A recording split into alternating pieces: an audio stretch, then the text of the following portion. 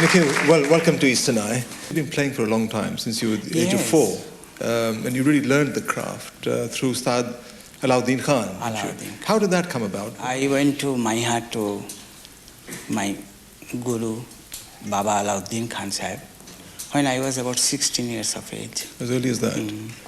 Of course, in a field which is dominated by Muslim sitar players, did you have difficulty in coming into this area? Naturally, all the great musicians, mostly, about 95%, they are all Muslims. So, naturally, we had to struggle a lot. In the beginning, they are not ready to accept me as a good musician. I had to struggle a lot for that. Of course, Alauddin Khan must have helped in pressing you forward. Oh, yes. It was all because of him. And in traveling all over the world, you've been to America, you've been even to the Soviet Union. In these various places that you visited, have the audiences been all fairly similar, or have they been more receptive in some places? But now, especially sitar is quite popular all over the world.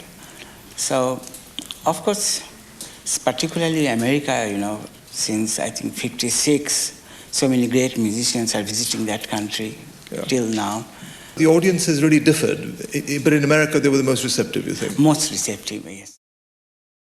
He used to enjoy the different experiences, the different places he went, the different people he met. At Mills College in California, for example, they also had people from the other countries playing different instruments that he used to meet, and he really enjoyed that. And then he would go to different countries in Europe. Usually he was a very calm, passive, laid-back person, and he would talk about these different cultures, people, and countries, and he would get visibly animated. He also liked teaching in the US because it was a new experience for him, and it was nice to teach people who had no preconceived idea about his music. I remember Nikhil's classes as a bunch of extremely dedicated students, right? They were really serious. They were really happy that they had a teacher of that quality and a music to aim for of that beauty. I can picture one of his classes with everybody really intent on trying to get every bit of information they could during those early summer sessions when they had a chance just a short time each year to interact with him personally. He was pure gold. According to the Indian theory, the first scale discovered was the kafi, or one of your minor scales. This is considered the first scale discovered, and it is all on, they did it by fourth intervals, like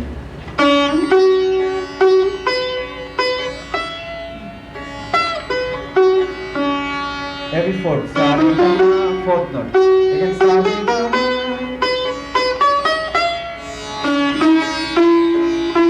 flat note, but in Darwin genre it will be played, it floats in between notes.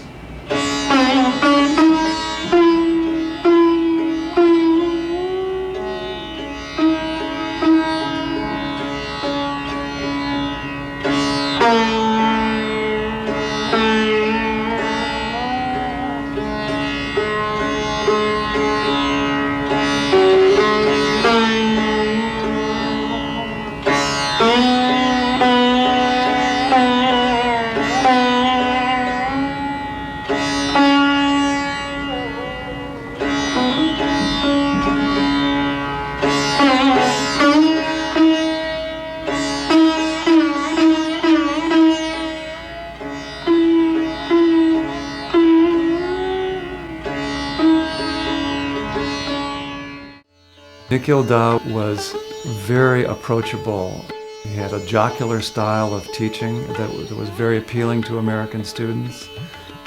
He was honored, I think, and touched by the students who he grew to love because of their spontaneity and also their ability to hear his music.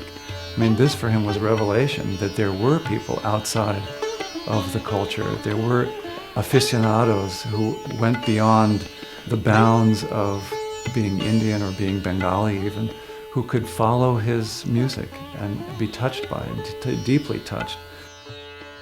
He wanted his students to be dead serious about studying the music and about practicing. But if you were that way, if you were serious, he related to you in the most comfortable and casual way. He wasn't in any way standoffish. He wanted a level of collegiality, I think. He'd go to people's houses where there was gatherings and parties. He would have people over to his house. I think Nikhil loved coming to America because it removed him from the formality and the politics of the Hindustani music world. Even though it has incredibly refined aesthetics, even though it has some spiritual overtones, we're talking about people being highly competitive, people protecting their turf, and people being involved with things that aren't just about the music, about fame and fortune, those kinds of things. The seriousness of Nikhil's personality and his basic humility and introversion, he was not comfortable operating in that highly politicized world. Coming to America was a great relief, I think, to both be away from that environment.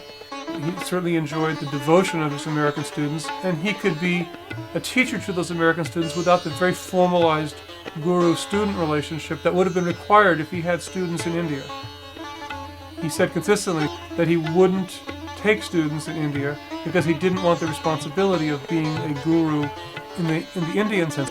He always said, I'm not a teacher. My job is to be a performer. And so that did not make it very easy for his wannabe disciples. I had a bit of a hard time with that. Everybody did. With the benefit of hindsight, I have to say that it was the right thing for him to do. He had to follow his path.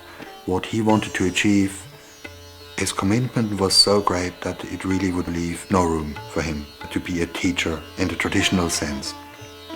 However, he always said, I will start teaching when I'm 60. I think that was genuine. He really honestly had the intention of, at some point in his life, of lessening his involvement with performance and really starting to teach. Unfortunately, there was no time for him to do that.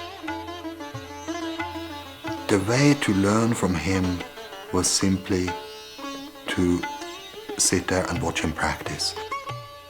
And the people who were tenacious enough to be there and not to be discouraged by his rather reluctant approach to teaching, they benefited very greatly.